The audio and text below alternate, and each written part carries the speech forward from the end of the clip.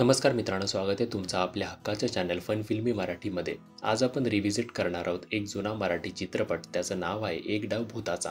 हा चित्रपट 1982 साली प्रदर्शित झाला होता। या चित्रपटामध्ये मुख्य भूमिकेत आहेत दिलीप प्रभावळकर, रंजना देशमुख, अशोक सराफ। या चित्रपटाचे दिग्दर्शक आहेत रवी नामाडे। तर बोलूया स्टोरीबद्दल। एका प्रामाणिक शिक्षकाची बदली ठगेवाडी या गावात होते। हे गाव वेगळ्याच गोष्टींसाठी प्रसिद्ध असतं। तिथे कोणताच बाहेरचा शिक्षक जास्त दिवस टिकत नाही। गावातील लोक विचित्र असतात, ते त्या शिक्षकाला त्रास देतात। तर त्या गावात बदली झाल्यावर त्या शिक्षकाला सुद्धा त्रास दिला जातो।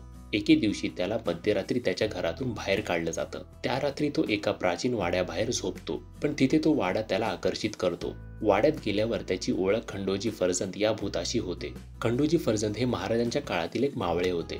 तर ते भूत फक्त त्या शिक्षकालाच म्हणजे मास्तराला दिसत। मग पुढे मास्तर आणि खंडोजी मिळून गावातील लोकांना कसे वठणीवर आणतात हे पाहण्यासाठी तुम्हाला हा चित्रपट बघावा लागेल। एक डाव भुताचा हा एक हॉरर कॉमेडी चित्रपट आहे।